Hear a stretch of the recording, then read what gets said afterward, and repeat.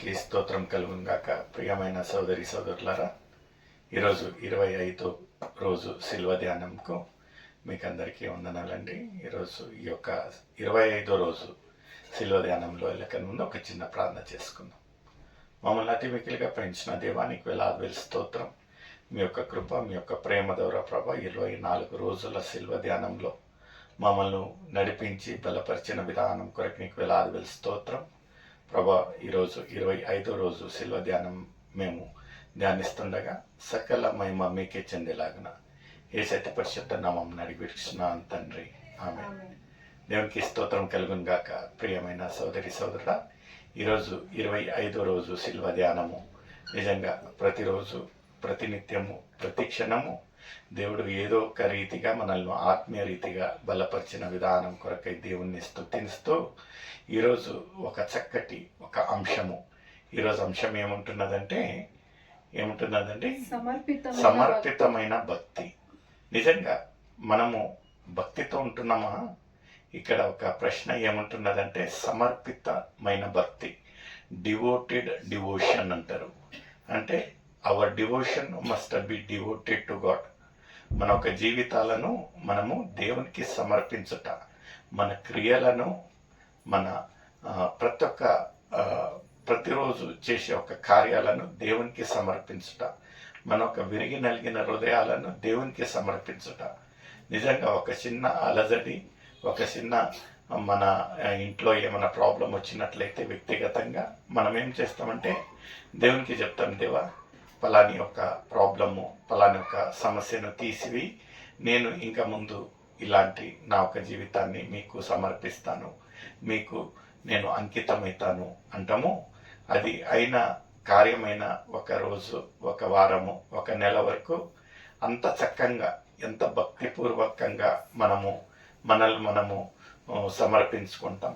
అయితే క్రమేణంగా రోజులు వెళ్ళే కొద్దీ ఏమవుతుందంటే యథావిధిగా దేవుణ్ణి తిరస్కరించి మన యొక్క జీవితాలలో ఎలా ముందుంటున్నామో అలానే అసలుకు దేవుడు చేసిన కార్యము, దేవుడు చేసిన అద్భుతాన్ని మరిచిపోయి ఉంటున్నాం. అయితే ఈరోజు ఒక అంశం ఏముంటున్నదంటే మన ఒక భక్తి గురించి. ఎలాంటి ఒక భక్తి ఉండాలంటే మనకు సమర్పితమైన భక్తి. మనం ఒక్కసారి మన ఒక పెదాలతోటి, మన ఒక హృదయంలో ఏమైతే మనము సమర్పించుకుంటామో, ఏమైతే మనము దేవునికి అనుసారంగా జీవిస్తామని అనుకుంటామో, మన భక్తి అలా ఉండాలి. ఈరోజు 1 సమూయేలు 1వ అధ్యాయము 21వ వచనం నుంచి మనము చదివి సహకరించండి. ఎల్కాయిను అతని ఇంటి వారందరూ యెహోవాకు ఏటేటా అర్పించు బలి నర్పించుటకును మ్రొక్కుబడిని చెల్లించుటకును పోయిరి. అయితే హన్నా బిడ్డ పాలు విడుచు వరకు నేను రాను. ఇక్కడ ఈరోజు ఒక ధ్యానించే ఒక మెయిన్ క్యారెక్టర్ వచ్చేసి హన్నా గురించి అండి. హన్నా గురించి మీకు అందరికీ తెలిసిన ఒక విషయం. ఎందుకంటే మంచి భక్తురాలు, మంచి విశ్వాసపురాలు. ఏంటంటే ఆమెకు పిల్లలు లేరు అనే ఒక రోదన, వేదన, అందరూ నిష్ఠూరంగా ఎంత ఆయాసకరంగా మాట్లాడినానో ఆమె ఒక భక్తి, దేవుని పైన ఉన్న ఒక విశ్వాసముతో దేవుడు కంపల్సరీగా నా ఒక మొరను ఆలకించుతాడు, నాకు ఒక బిడ్డని ఇస్తాడు అనే ఒక నిరీక్షణతో ఉన్నట్లయితే, అదే రీతిగా దేవుడు ఆమెకు ఒక కుమారుణ్ణి ప్రసాదిస్తాడండి. అతని పేరే సమూయేలు. ఆ రోజున ఎప్పుడైతే ఈమెకు ఆ ఒక విమర్శన జరుగుతూ ఉన్నదో, అందరూ ఎంత పిల్లలు లేరు అది ఇది అని సూటిపోటి మాటలు మాట్లాడేటప్పుడు ఆమె అనుకున్న ఒక మనసులో ఏముంటున్నదంటే, దేవా నువ్వేమన్నా నాకు బిడ్డను అనుగ్రహించినట్లుగైతే ఆ ఒక పిల్లవాన్ని నేను నీకు సమర్పిస్తా, నీ సేవకు సమర్పిస్తా. ఇక్కడ మనం చూసినట్లయితే వాళ్ళ ఇంటి వాళ్ళందరూ ఈ యొక్క గొప్ప కార్యాన్ని కొరకై వాళ్ళన్ని కానుకలను అర్పించడానికి వెళ్తా ఉంటే, ఇక్కడ హన్నా పలికే మాటలు చూడండి ఏముంటున్నదండి. యెహోవా సన్నిధిని తిరిగి రాక అక్కడనే ఉండునట్లుగా నేను వాని తీసుకొని వత్తునని తన పెనిమిటితో చెప్పాను వెళ్ళకయుండేను. కాబట్టి ఆమె పెనిమిటి అయిన ఎల్కానా నీ దృష్టికి ఏది మంచిదో అది చేయుము. నీవు వానికి పాలు మాన్పించు వరకు నిలిచి ఉండుము.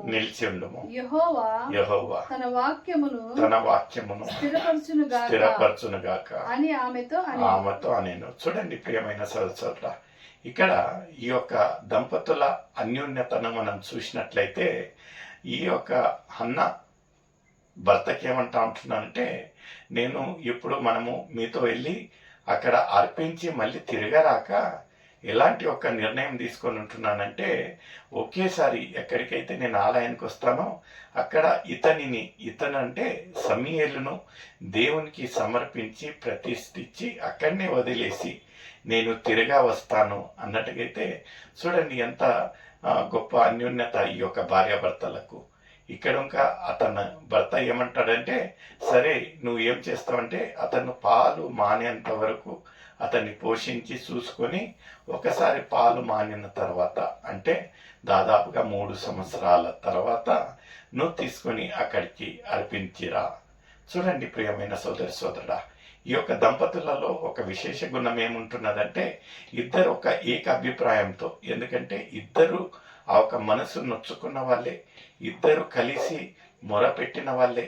ఇక్కడ ఇతనికి ఇంకా తండ్రి ఒక ప్రేమ పక్కన పెట్టేసి వీళ్ళు ఒక ఏక అభిప్రాయంలో దేవునితో మాట్లాడిన ఒక నిబంధన ఏముంటున్నదంటే, నీవు నాకు మేలు చేసినట్లయితే, నీవు నాకు ఒక కుమారుని ఇచ్చినట్లయితే మీ యొక్క సన్నిధికి మీ యొక్క సేవకు మేము అర్పిస్తాము అని చెప్పిన రీతిగా ఇతను ఇంకా భార్యను ఆటంకపరచటంలా, ఇక్కడ తండ్రి ప్రేమను ఇంకా ఆటంకపరచటంలా.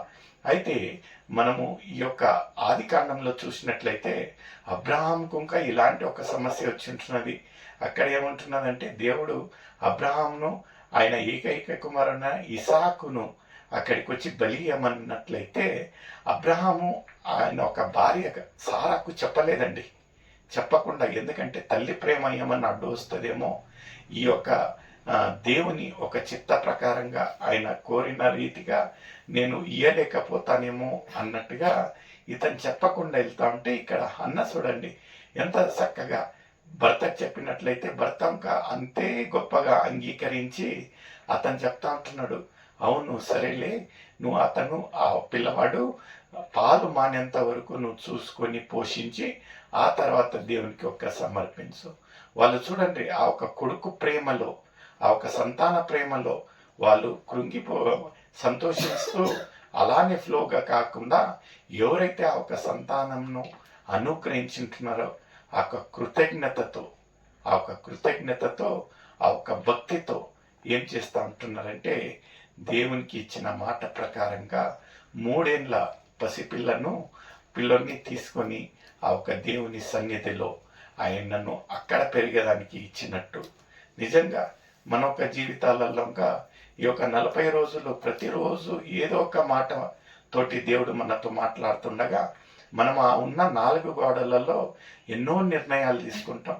నేను ఇలా ఉంటా, అలా ఉంటా, నేను లోకరీతిగా ఉండను, నిన్ను హత్తుకొని ఉంటానని. నిజంగా మనము ఆ రోజు ఆ పూట నిర్ణయించిన ఒక మాటల ప్రకారంగా ఉంటున్నామా లేదా అనే ఒక ప్రశ్న నీకు నాకైతే ఉంటున్నది. మనం నిజంగా మనం చెప్పిన రీతిగా, ఎందుకంటే దేవుడు అడగాడండి. దేవుడు ఎప్పుడు ఇలా ఉండు, అలా ఉండు, ఇది అది అని ఎప్పుడు అడగాడు. ఆయన మనకు ఒక స్వేచ్ఛ ఇచ్చింటున్నాడు. He has given us the freedom to choose. అయితే మనకై మనము ఫ్లోలో ఏం చేస్తామంటే, దేవా నేను ఇది ఇస్తా, దీన్ని వదులుకుంటా, దీన్ని ఇది చేస్తానని అన్ని చెప్తాం. కానీ మనము చెప్పిన రీతిగా దాని అనుసారంగా జీవిస్తామా?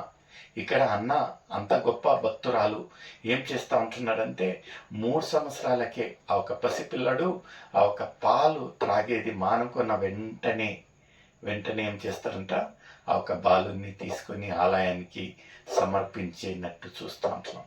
గొప్ప భక్తి అండి, గొప్ప భక్తి. ద డివోటెడ్ డివోషన్ అంటారు.